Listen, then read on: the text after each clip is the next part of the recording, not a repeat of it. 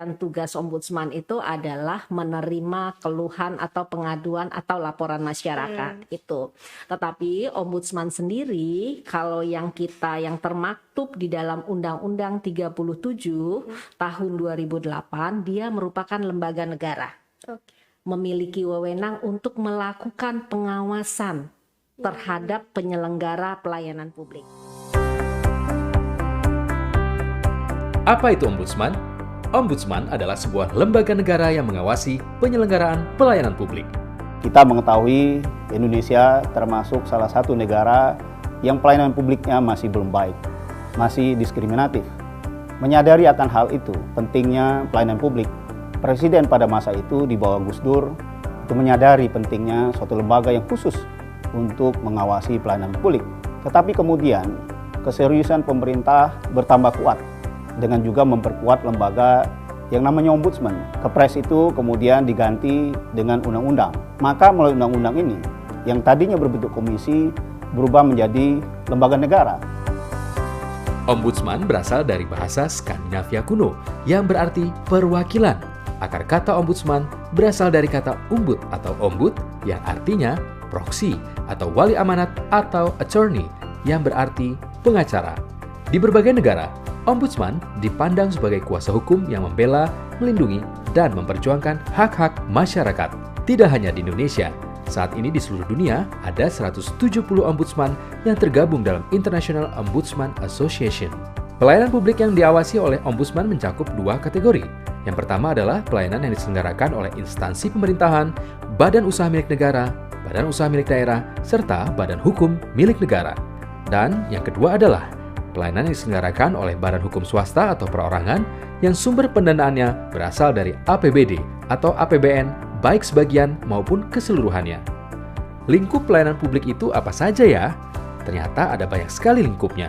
Salah satunya adalah penyelenggaraan pendidikan, kesehatan, perizinan, sertifikasi, administrasi kependudukan, informasi, jaminan sosial, penyaluran bantuan sosial, pasokan listrik dan air bersih, transportasi dan infrastruktur, lingkungan hidup, dan sebagainya. Lalu, apa tugas dan batasan kewenangan Ombudsman Republik Indonesia? Tugas utamanya dua. Pertama, melakukan fungsi pencegahan. Yang kedua, melakukan fungsi penyelesaian laporan. Untuk memudahkan masyarakat menyampaikan pengaduan, Ombudsman Republik Indonesia membuka perwakilan di seluruh provinsi di Indonesia. Dan saat ini, Ombudsman Republik Indonesia juga membuka call center 137. Ingat ya, 137. Kami berharap dengan layanan 137 ini, masyarakat bisa lebih mudah mengakses, melaporkan, menyampaikan pengaduan terkait dengan dugaan maladministrasi di sekitar kita. Akhirnya kita berharap penyelenggaraan layanan publik di Indonesia bisa dilakukan tanpa maladministrasi. Jika Anda mengalami atau menemukan maladministrasi, catat, potret, atau rekam dan laporkan kepada Ombudsman RI, cukup telepon ke 137. Ingin mengetahui lebih lanjut tentang Ombudsman Republik Indonesia? Saksikan dan subscribe video Ombudsman di channel YouTube Ombudsman.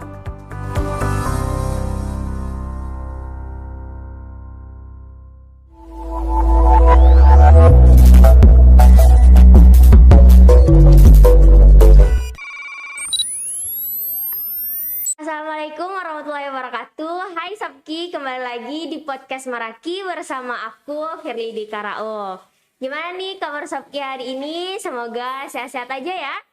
Dan semoga Sabki selalu mematuhi protokol kesehatan. Nah, kali ini aku udah ditemenin sama Ibu Yefri Haryani, SOS MSI ya Bu, selaku kepala dari Lembaga Ombudsman Sumatera Barat. Gimana Ibu kabarnya hari ini? Alhamdulillah sehat Firly. Firly gimana? Alhamdulillah sehat juga Bu. Oke, senang ditemani Firly pagi ini. Iya, senang juga kita podcast Meraki ini kedatangan bintang tamu yang hebat banget hari ini ya Bu. Karena ditemani juga anak muda hebat. Iya. Nah, gimana nih perasaan Ibu datang ke SMA Negeri 11 Padang ini? Satu kekaguman saya, ya kekaguman karena memang selama ini kan lewat di luar. Iya. Nah hari ini pagi tadi itu saya masuk ke dalam dan saya tercengang-cengang, Firly, tercengang itu gedungnya ternyata Iya. banyak uangnya, itu satu secara fisik.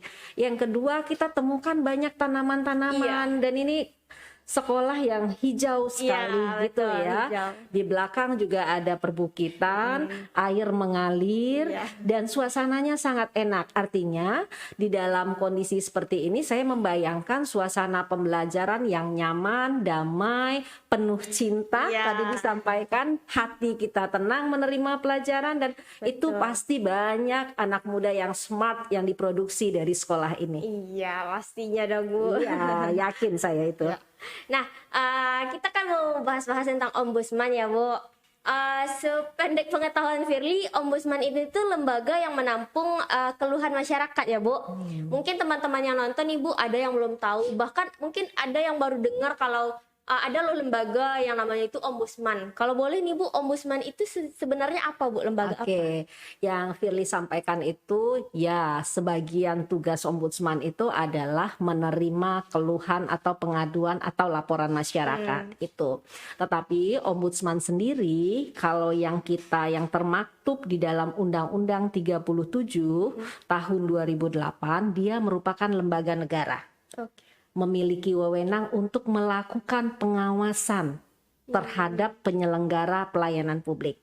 Oke. Siapa penyelenggara layanan publik? Dia adalah penyelenggara negara, pemerintah, BUMN, badan usaha milik negara, badan usaha milik daerah, badan hukum milik negara, swasta, ataupun perorangan yang diberikan tugas, jadi dia diberi tugas untuk melakukan penyelenggaraan pelayanan publik tertentu. Oh, berarti di swasta juga ombudsman ini tuh melakukan pengawasan ya Bu? Betul. Syaratnya adalah dia menggunakan anggaran negara dalam penyelenggaraan pelayanan publiknya. Baik itu sebagian atau seluruh anggaran negara itu tentu biasanya berasal dari APBN, APBD dan sumber anggaran negara lainnya gitu. Nah, jadi ombudsman itu melakukan pengawasan, Firly.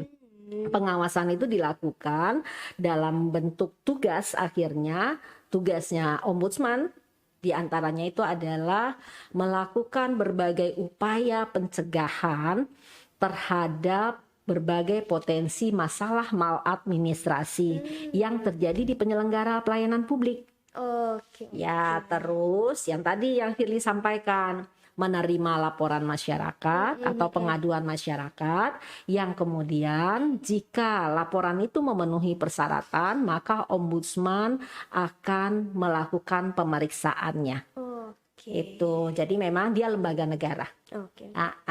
Nah, untuk peran ombudsman sendiri terhadap instansi pendidikan apa nih Bu? nanti kita sampai ke situ ya. Tapi untuk saya pertegas, yang lainnya itu dia lembaga negara yang bersifat mandiri. Dia independen. Oke. Tidak di bawah institusi lainnya. Oh, jadi dia berdiri sendiri ya Bu? Iya, dia menjadi pengawas, itu pengawas eksternal. Oh iya. Jadi pengawas internal biasanya kalau di berbagai institusi ada namanya inspektorat atau APIP. Ombudsman adalah lembaga pengawas eksternal. Ketika berbagai persoalan-persoalan birokrasi lah yang kita sebut secara umum ya, tidak atau belum dapat dikelola dengan baik, terutama nanti pengaduan-pengaduan di internal belum dapat dikelola dengan baik oleh penyelenggara pelayanan publik, maka masyarakat punya hak untuk melapor ke ombudsman. Jadi dia menjadi pengawas eksternal yang bersifat mandiri, independen gitu ya. Nah, itu menjadi bagian yang mungkin perlu juga teman-teman muda pahami. Kita punya istilah apa di sini kalau untuk para pendengar Sopki, Meraki? Sobat Meraki Bu. Oke, Sopki. Sobat Meraki. Ya. Oke. Nah, jadi Sopki perlu pahami juga ombudsman itu adalah lembaga yang bersifat mandiri. Nah, kalau misalnya tadi Firly tanya apa sih peran ombudsman di Instansi pendidikan.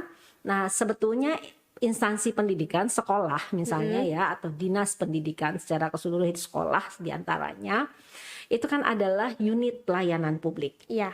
Yang mereka menggunakan anggaran negara atau tidak? Iya. Iya. Terus ketika dia menggunakan anggaran negara, maka ombudsman untuk menjalankan wewenangnya itu ombudsman juga bisa melakukan pengawasan terhadap penyelenggaraan tersebut. Nah, pengawasan itu ya yang tadi menerima laporan, tetapi bagaimana mengurangi potensi maladministrasi agar tidak terjadi dengan membangun kemitraan dan kerjasama kolaborasi agar kualitas pelayanan publik kita di sekolah itu semakin hari semakin membaik. Iya.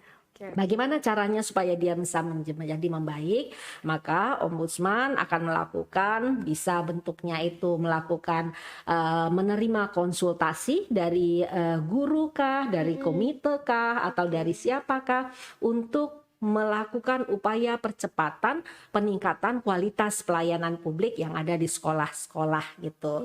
Jadi sekolah bisa terbuka saja dengan ombudsman karena ombudsman adalah lembaga yang juga akan membantu sekolah untuk melakukan perbaikan-perbaikan jika ada hal yang mungkin kita alfa dalam penyelenggaraan pelayanan publik kita.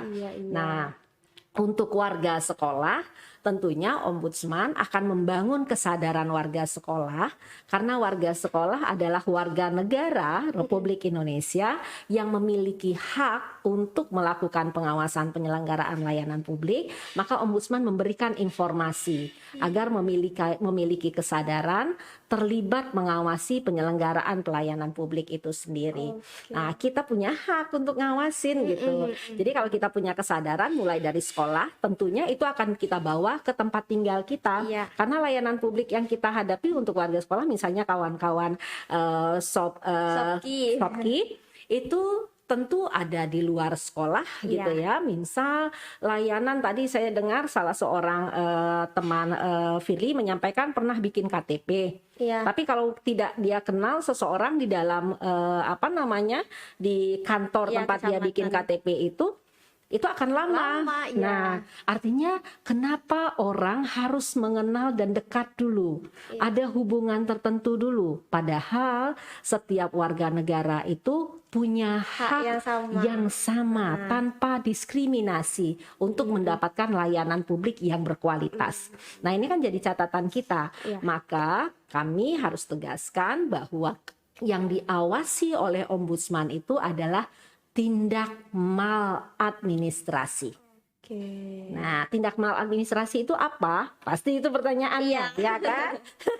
Tindak maladministrasi itu adalah perbuatan atau tindakan, dia bisa serangkaian, bisa satu tindakan gitu ya, atau satu perbuatan yang gunakan wewenang atau menggunakan wewenang tidak sesuai dengan ketentuan yang diatur atau menggunakan wewenang dengan tujuan lain gitu ya, sehingga mengakibatkan kerugian pada seseorang atau sekelompok orang.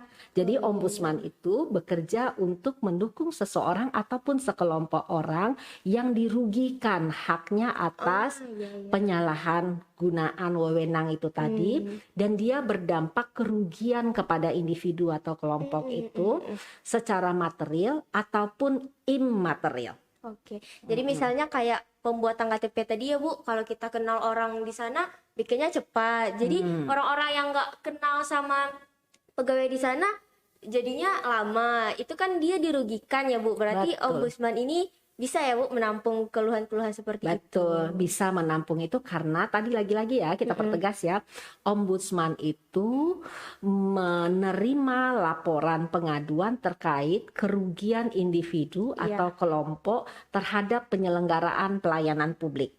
Itu menjadi bagian yang, jadi kalau ada kita nih individu merasa dirugikan oleh penyelenggaraan pelayanan publik, maka kita bisa mengadukannya karena di situ mungkin ada dugaan maladministrasi yang terjadi. Kalau tadi bentuk maladministrasi yang bisa kita dugakan atau kita dugakan gitu ya, itu dia tadi kalau misalnya kan dia menyalahgunakan wewenangnya gitu ya, atau kita bisa sebut sebagai keberpihakan. Karena dia dekat, dia berpihak, jadi cepat dong dapat jalan pintas gitu kan. Yang lain. Nah, itu yang ini. Jadi kita bisa rasakan itu, dan itu memang masyarakat bisa akan tahu, mudah tahu. Tapi nanti tadi si Firly juga sampaikan kalau dia tidak kenal tapi dia pingin cepat, Iya. maka kadang-kadang dia beri uang. Ah iya. Itu juga maladministrasi. Oh, itu juga masuk ya, Bu? Namanya penerimaan, menerima atau permintaan uang atau jasa atau juga barang. Kadang-kadang nggak harus uang kan yang Iya, diterima, iya. supaya lancar, supaya cepat urusan administrasi kita atau urusan kita di layanan publik, dikasih uang lah, bisa Barang. dikasih rokok lah, Iya. atau sarapan pagi lah, makan siang lah, apalah gitu ya, atau hal yang lain Oke. yang berdampak secara langsung gitu ya terhadap fasilitas atau layanan publik yang diterimanya gitu. Ada banyak lagi bentuk maladministrasi. Iya. Mungkin nanti Firly akan akan tanya di bagian akhir nanti atau sekarang kita jelaskan. Boleh sekarang? Oke. Nah, bentuk yang lain tadi juga sudah disebut sebagai penyalahgunaan wewenang gitu Iya. ya. Orang menggunakan wewenangnya bukan untuk tujuan yang sudah ditentukan, tetapi untuk misalnya untuk mempermudah dan segala macam. Ada juga bentuk maladministrasi yang sering terjadi tidak memberikan pelayanan. Jadi orang sudah melengkapkan dokumen sesuai Iya, dengan iya. prosedur yang dimintai, tapi tidak diproses-proses juga gitu kan. Misal Firly sudah lengkapi syarat untuk bikin KTP KTP, misalnya. misalnya syaratnya apa? Syaratnya sudah berusia 17 tahun, sudah gitu ya. Bertempat tinggal di sana misal ya, Iya, misal. Nah, itu juga sudah. Terus kakak orang tua sudah diberikan gitu ya kan, kakak yang lainnya, tapi itu juga tidak diproses-proses. Iya, iya. Ya kan lama sekali. Nah, itu dianggap sebagai tidak memberikan layanan, tetapi dia berdampak gara-gara tidak memberikan layanan itu berdampak pada potensi maladministrasi lainnya, namanya penundaan berlarut. Oh, ada lagi ya, Bu? Iya, jadi berlarut kan semestinya kalau misalnya diinformasikan urus KTP itu hanya 3 hari misalnya, Iya. karena itu kan harus dituliskan standar pelayanannya berapa lama kita harus menunggu, misalnya tiga hari, sudah tiga hari enggak juga. Dan tidak diinformasikan ke Firly, sorry ya karena jaringan kita buruk, maka belum bisa kami urusi. Iya. Misal begitu. Tapi ini nggak diinformasikan. Firly datang, dia tidak informasikan apa-apa, belum selesai. Ya belum selesai aja. Iya, kenapa alasannya nggak dikasih jelas, tahu, ya? gitu kan. Nah, datang lagi juga belum, Itu namanya penundaan berlarut lebih lama. Penyelesaiannya dari standar yang sudah ditetapkan. Oh, iya. Nah, penundaan berlarut itu tadi juga misalnya daripada ditunda berlarut ya sudahlah dibayar aja biar cepet Iya. gitu kan. Nah, itu tadi yang kita bilang penerimaan imbalan gitu ya.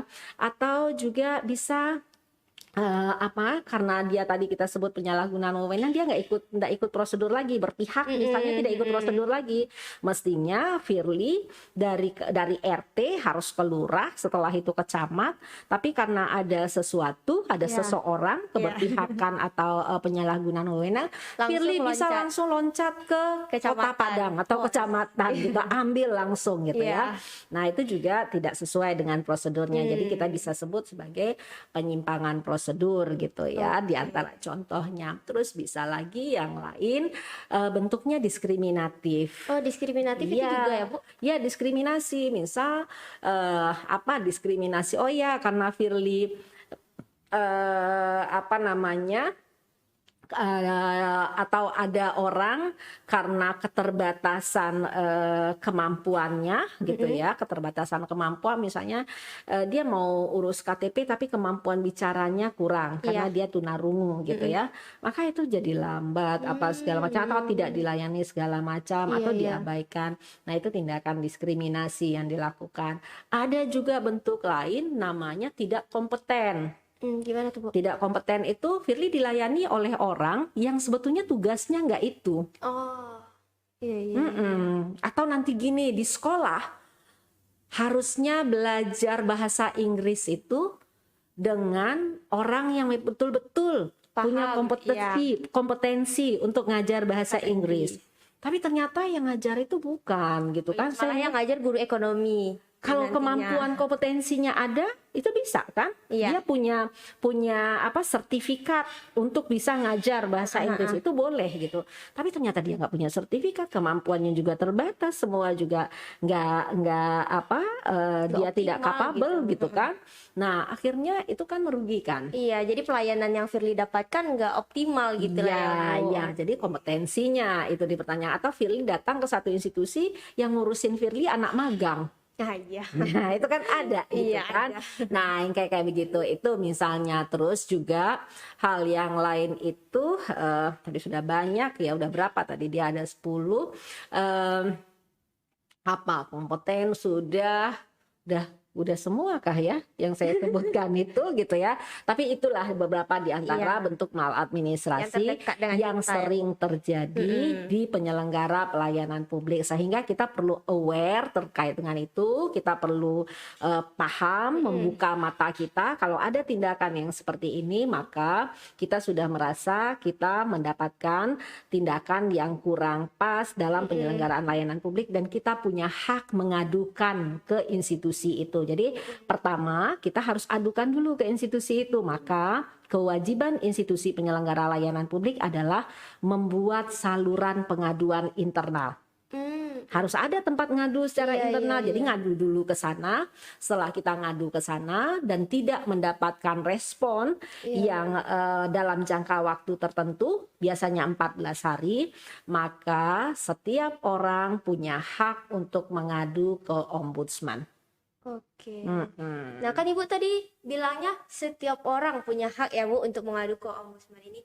Sebetulnya ada syarat-syarat tertentu nggak sih Bu? Misalnya kayak Firly mau bikin KTP nih, 10 hari nggak juga selesai. Datang juga 10 hari lagi belum juga selesai. Ini tuh Firly merasa dirugikan ya Bu. Ini Firly butuh KTP Itu loh. dugaan maladministrasinya kira-kira apa kalau seperti itu? Itu berarti yang itu penundaan. Yes, penundaan berlarut ya. Penundaan berlarut. Ya. Nah, jadi bisa nggak sih Bu yang kayak Firly nih kan masih 17 tahun, bisa nggak sih Firly mengadukan ke ombudsman ini? Misalnya Firly udah ngadu nih ke Ibu bilang tadi pengaduan internalnya di situ ya. Udah ngadu, cuman belum juga diproses. Udah 14 hari nih belum juga diproses. Terus Firly mau ngadu ke ombudsman lah, ini nggak selesai gimana? Apakah Firly berhak atau apakah Firly bisa mengadukan itu, atau apakah Firly harus diwakilkan dulu dengan orang tua atau gimana Bu? Boleh. Kemarin sekitar 3 atau 2 hari yang lalu ada 3 orang siswa yang datang ke ombudsman. Ke kantor itu Bu? Iya, ke kantor ombudsman karena ada aduannya gitu ya. Dan sebelumnya juga pernah ada siswa dari pesisir selatan yang ngadu gitu ya. Jadi siapapun gitu siapapun ya. Nah bisa ngadu. Yang penting itu dia punya identitas. Kalau kalian yang siswa tentu ada kartu kartu siswanya siswa, pelajar. sekolah. Tapi kalau misalnya memang ada satu, kalau aduan itu si Firly yang usianya belum misalnya 18 tahun perlu ampuan orang tua, tentu kami meminta ampuan orang tua gitu ya. Nanti kan kami akan lihat identifikasi dulu. Tetapi secara umum syaratnya itu adalah ada identitas pelapor. Harus jelas ya Bu. Harus jelas siapa pelapornya.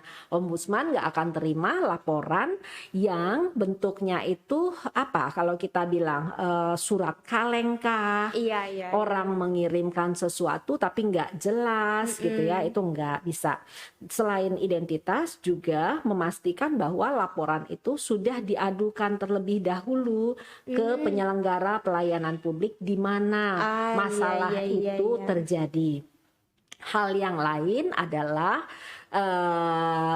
yang untuk materialnya itu jelas kronologisnya, sehingga kita tahu nih kronologisnya seperti apa.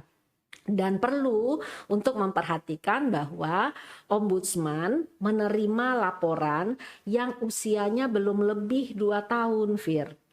Oh, jadi nggak boleh kalau sudah 2 tahun lebih itu sudah expire. Oh, ada kadaluarsanya ya Bu. Ada kadaluarsanya. Dia boleh lagi memulihkan. Jadi misalnya penyelenggara itu belum juga selama 2 tahun belum memberikan layanan atau belum memberikan kejelasan, informasi, kejelasan, tindak lanjut misalnya, dia bisa adukan lagi Jadi pengaduan terakhirnya inilah yang menjadi basis mereka untuk kembali melapor ke ombudsman gitu. Oke. Nah itu terus yang lainnya laporan itu tidak sedang dalam proses peradilan. Kalau sudah dalam proses pengadilan, nah itu tidak bisa. Nah, misalnya gimana tuh Bu kalau dalam Jadi proses gini, pengadilan? ada laporan masyarakat terkait dengan terkait dengan kalau di sini karena tadi cerita tentang penebangan pohon gitu ya, terkait dengan penebangan pohon yang merugikan masyarakat karena Ya. setiap hujan lebat menimbulkan banjir. Nah, penebang itu ternyata adalah sebuah perusahaan gitu ya. Nah ternyata masyarakat melapor ke ombudsman ada misalnya kan juga melapor tetapi mengadukannya gitu ya, atau si masyarakat itu sendiri bukan kan, karena masyarakat itu kan kadang-kadang dia bersama dengan kannya gitu ya, bersama dengan kan itu kan tahu ya kan kerapatan Ya. apa Kan Ya. kantor adat ya ya kan? Ya. Kantor adat kerapatan adat Gaya. Nagari itu ya. Nah, itu jadi ternyata kannya sudah melaporkan ke polisi dan sudah masuk proses pengadilan. Oh, Iya kan? iya. Nah, maka laporan yang disampaikan ke ombudsman itu dipending karena sudah atau dihentikan karena sedang ada proses di peradilan atau ditolak karena memang sedang proses peradilan. Oke. Nah, laporan-laporan itu dalam proses di ombudsman pertama kali masuk dulu ke bidang penerimaan dan verifikasi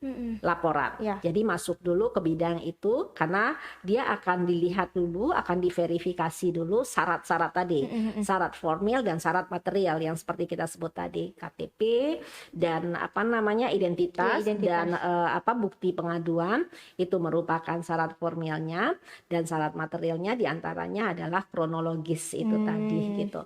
Nah itu yang menjadi syarat yang harus dipenuhi ketika melapor atau menyampaikan pengaduan ke ombudsman. Kalau yang kayak tadi misalnya Bu, kan ada suatu kasus terus udah dilaporin ke polisi, udah dalam peradilan lah gitu. Ternyata saat peradilan ini nggak diproses-proses juga. Apakah bisa masyarakat ini ngadu lagi ke ombudsman atau gimana Bu? Oke.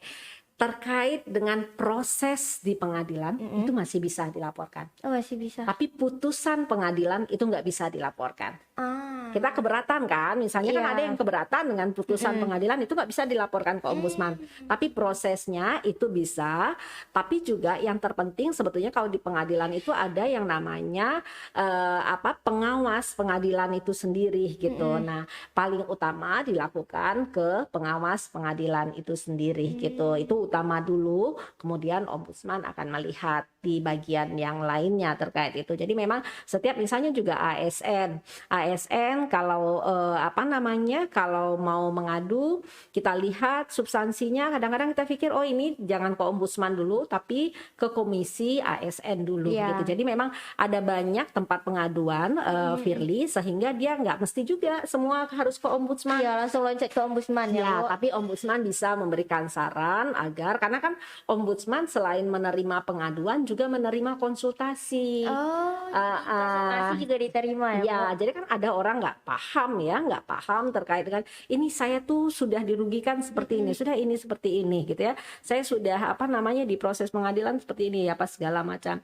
Nah, ini gimana lapor ke ombudsman? Ombudsman bisa bilang, "Enggak, ini tidak ke ombudsman dulu, tapi adukan dulu ke institusi ini." gitu ya. Sehingga masyarakat memang betul-betul memahami sebetulnya negara menyiapkan berbagai saluran pengaduan demi menjamin hak warga negara. Dan warga negara jangan takut karena sebetulnya setiap pengaduan yang disampaikan itu perlindungannya ada.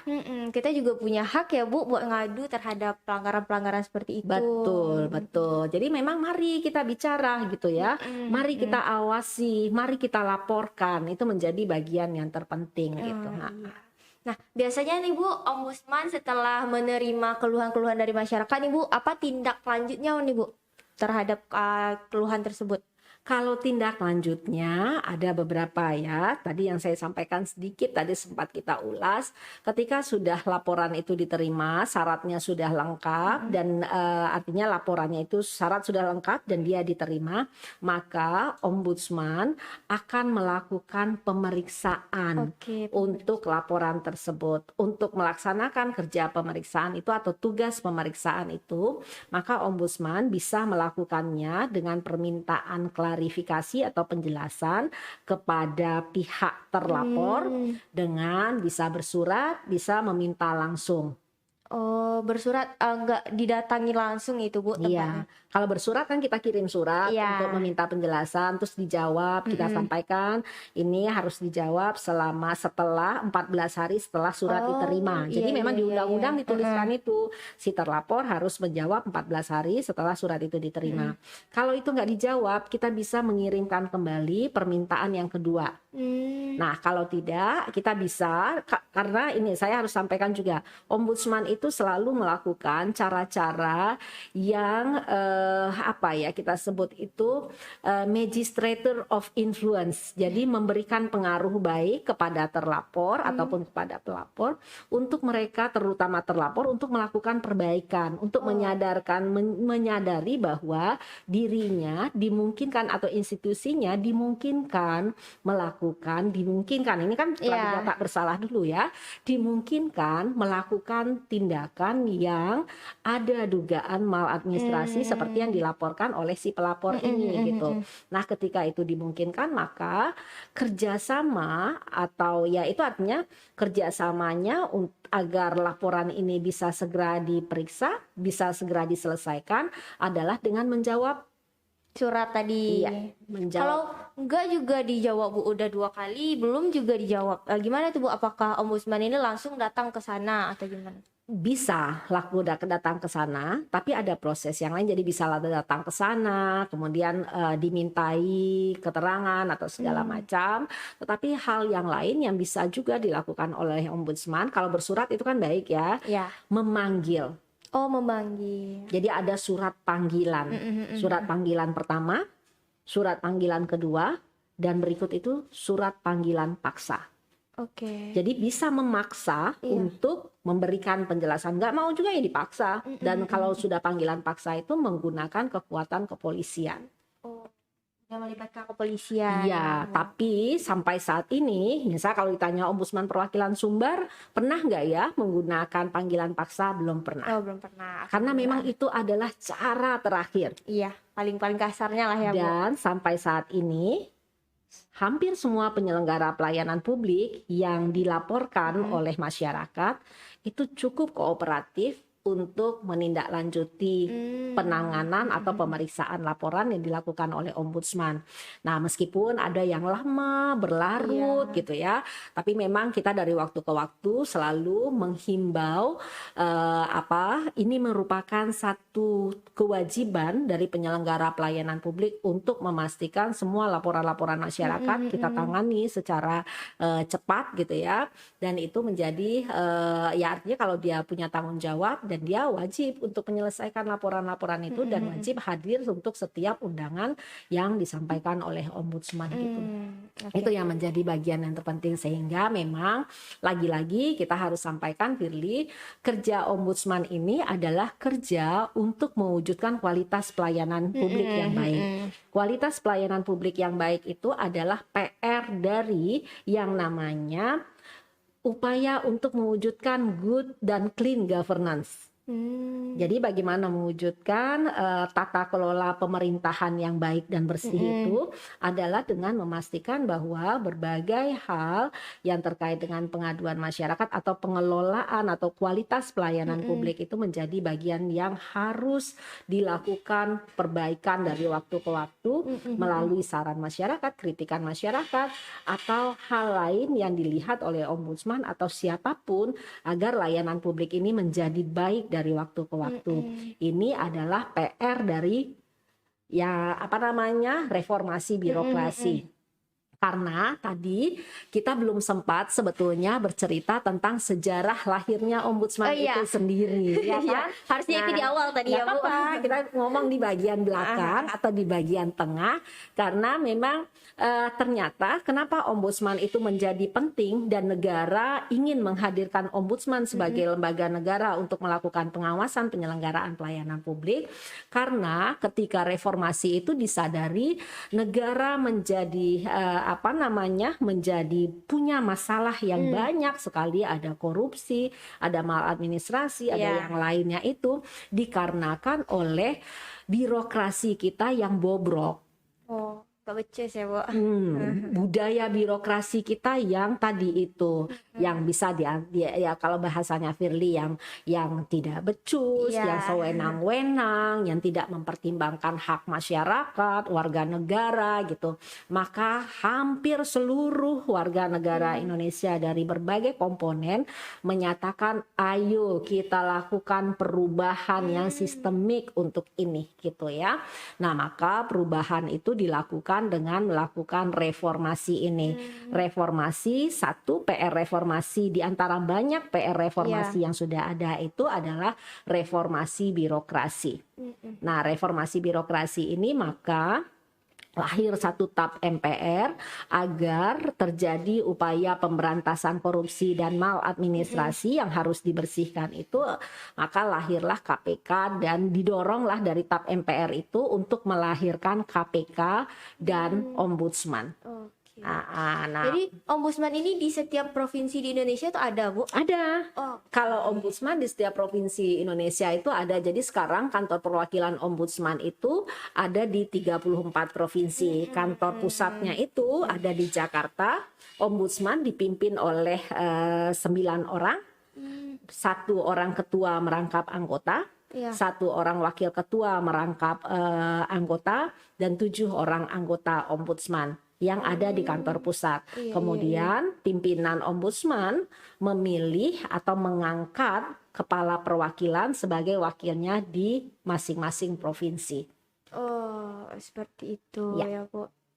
Jadi emang Memilih itu berdasarkan seleksi juga ya. Oh, ada seleksinya juga. Iya, tidak dipilih karena perkawanan, tidak dipilih karena itu ada hubungan malah itu pelanggaran lagi. maladministrasi Iya, lagi iya. ya, betul.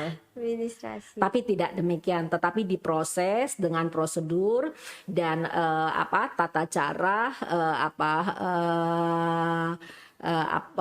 perekrutan yang sangat akuntabel dan transparan Oke. dan disampaikan ke publik. Oke. Firly mau nanya, mungkin balik lagi ya, Bu, ke yang tadi. Misalnya kayak Firly mau bikin KTP tapi belum dilanjutkan lagi. Terus Firly ngadu ke ombudsman misalnya kan. Cuman aduan Firly ini tuh nggak jelas, Bu. Karena misalnya dari orang sananya udah bilang kalau Firly ini lagi ada masalah ya, gini. Mungkin KTP-nya bakal lama ya selesainya. Cuma Firly karena emang marah ya, karena emang remaja juga, apa-apa tuh emosi, terus nggak mau ngadu lah ke ombudsman, ini gimana gitu. Nah, biasanya ombudsman sendiri menanggapi kaduan-kaduan yang seperti itu gimana, Bu? Ya, satu, ketika pelapor datang, tentu ombudsman tidak menerima begitu saja setiap laporan. Tahap pertama itu adalah mendengarkan pelapor akan keluhannya. Apa keluhannya? Nanti ditanya apakah sudah mengadu ke layanan tersebut, tentu dijawab. Dan kita mendorong sejak awal pelapor itu harus jujur. Iya. Nah, Firly misalnya tadi Firly sampaikan, sebetulnya Firly udah sampaikan, terus dia menjawab bahwa memang jaringan rusak gitu kan. Nah, nanti pasti Firly akan diarahkan ke konsultasi. Kalau gitu Firly gini disampaikanlah saran apa. Nah, Firly coba tanyakan kalau memang sudah diinformasikan bahwa ini ada persoalan dan itu Firly bisa terima, itu Firly pastikan kapan akan dia selesaikan. Coba cek dulu kalau dalam jangka waktu sekian hari dia tidak juga menyelesaikan gitu ya. Jadi misalnya dia bilang sama Firly, selesai jaringan kami ini, kami akan segera memprioritaskan. Kapan itu, Bu? Mungkin 2-3 hari lagi. Misalkan dia biasanya memastikan kepastian waktu itu harus ada. Firly juga kalau nanya waktunya kapan, Bu? Karena kan kepastian waktu itu penting buat kami gitu ya. Nah, Maka ombudsman akan arahkan ke situ dulu, sehingga ketika itu tidak juga diselesaikan, maka Firly baru didorong untuk mengadu ke ombudsman gitu. Jadi artinya layanan yang sudah dia janjikan itu dia tidak tepati. Nah, maka ya nggak apa-apa, namanya juga orang dirugikan Iya. pasti kan emosi ya. Iya. Itu boleh, tapi tetap saja ombudsman akan mendengarkan dulu logika, menganalisanya gitu ya, menganalisanya sehingga kita betul-betul objektif terhadap persoalan itu. Persoalan itu bukan karena kita emosi atau karena ada hal-hal yang bisa aja interpretasi kita aja. Sementara dia sudah, layanan publik itu sebetulnya sudah memberikan layanan dengan baik pada kita. Jadi ombudsman tidak membangun prasangka untuk setiap laporan masyarakat. Dia akan objektif karena dia adalah lembaga yang independen yang tidak berpihak baik itu kepada pelapor ataupun kepada terlapor dalam proses pemeriksaannya gitu ya. Jadi ketika memeriksa dia sangat objektif dan tidak berpihak, terus terbuka, jujur. Itu menjadi prinsip-prinsip yang dijalankan oleh ombudsman dalam menjalankan tugasnya, akuntabel tambahannya gitu. Jadi nggak bakal dimarahin ya Bu? Nggak Ya dong, kan? ombudsman nggak akan marah. Malah dituntun ya, kalau ini harus gini-gini.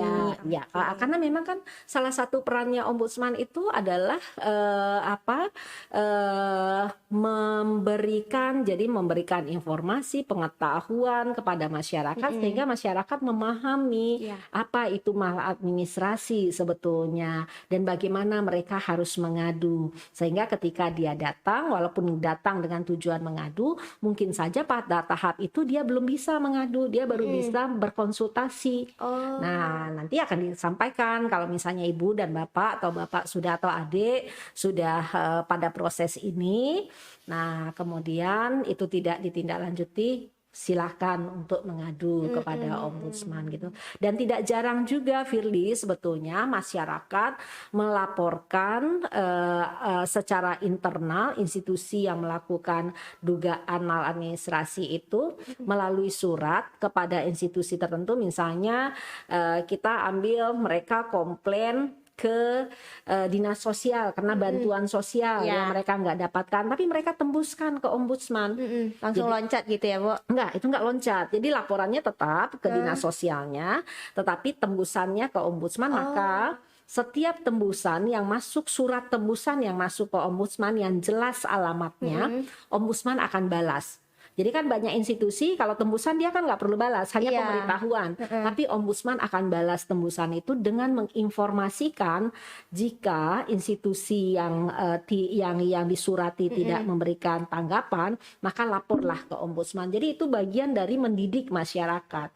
Jika tidak dilayani, jika belum direspon, ayolah ke ombudsman. Nanti ombudsman dia tadi tidak ujuk-ujuk menerima pengaduan saja, tapi mendengarkan dulu keluhan itu, konsultasi dulu, membantu untuk memahami bersama-sama apa sebetulnya substansi pengaduannya, sehingga baru bisa kita anggap bahwa oke, ini adalah wewenang ombudsman. Jadi salah satu kenapa ombudsman bisa melakukan pemeriksaan jika itu wewenang ombudsman gitu ya, maka ombudsman akan membantu gitu ya. Oke, nah itu tadi kan sebenarnya secara umum aja nih pengetahuan yang harus masyarakat tuh tahu ya Bu, dan teman-teman juga harus tahu. Nah mungkin aku mau nanya pengalaman pribadi Ibu sendiri nih. Ibu udah berapa tahun di ombudsman? Kalau di ombudsman baru masuk tahun ketiga. Baru tahun ketiga ya Bu? Iya. Selama Ibu bekerja di sana pasti ada dong pengalaman-pengalaman yang sekiranya agak kurang mengenakan gitu Bu. Contohnya apa sih Bu? Rasanya kalau kurang mengenakan, saya pikir nggak ada ya Firly ya nggak ada yang kurang mengenakan ataupun tidak mengenakan, karena satu, pekerjaan ini adalah pekerjaan yang ditujukan untuk kepentingan bersama gitu ya. Meski kepentingan bersama, manfaatnya untuk kebaikan kita bersama-sama gitu ya. Meski ada berbagai tantangan yang kita hadapi dalam melakukan atau menjalankan tugas ini gitu ya. Tantangan-tantangan itu ya pertama misalnya masih kurang sadarnya gitu ya penyelenggara pelayanan publik terhadap berbagai potensi-potensi maladministrasi yang jamak dan mungkin terjadi di institusinya, dan mereka abai terhadap itu gitu ya. Padahal undang-undang cukup banyak mengaturnya yang bisa mereka baca gitu ya. Mereka juga terlibat di berbagai workshop, pelatihan, diklat dan segala macam gitu ya.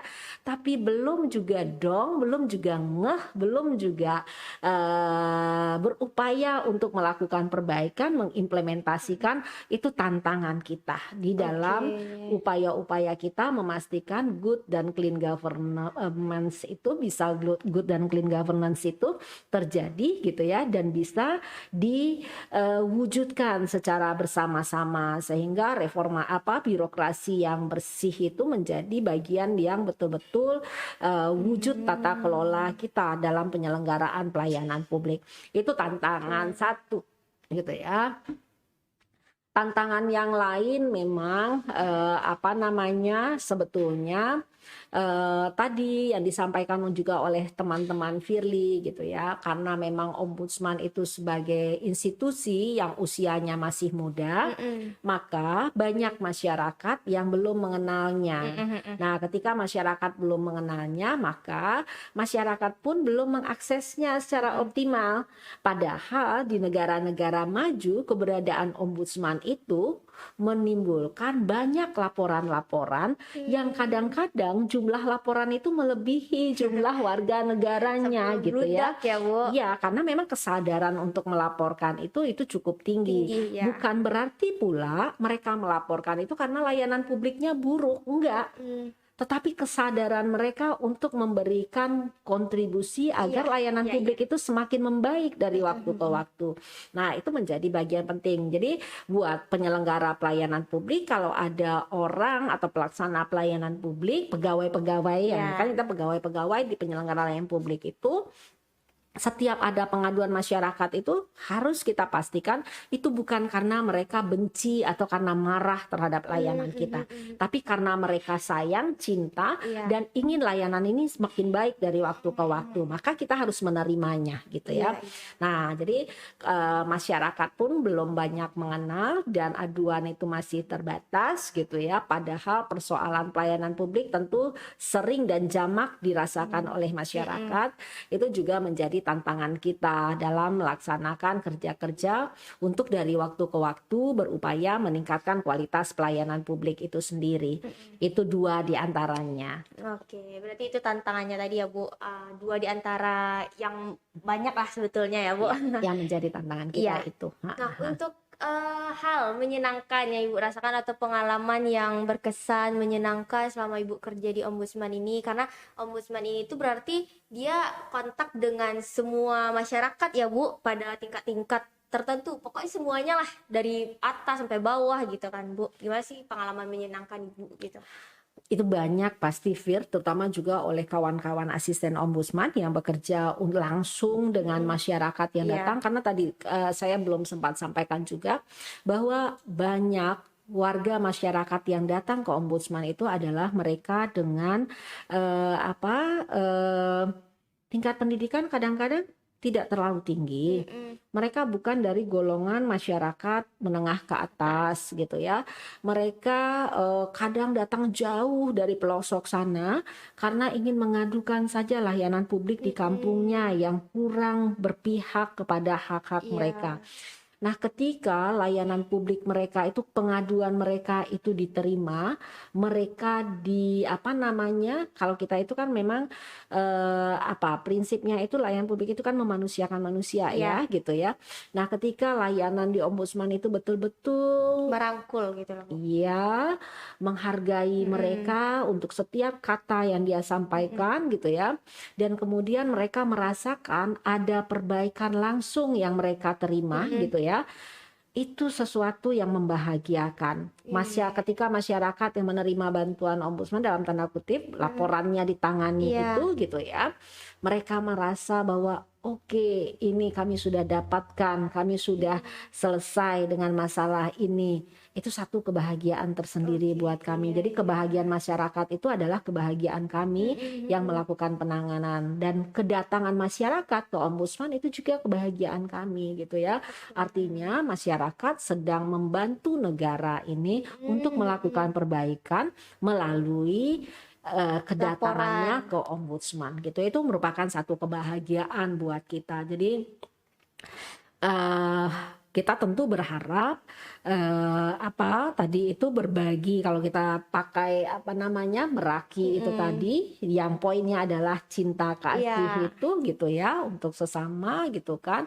Nah, maka memang kita berharap kehadiran Ombudsman itu membangun cinta kepada seluruh masyarakat tanpa ada diskriminasi, sehingga mereka mendapatkan layanan publik sesuai dengan kebutuhan dan hak mereka.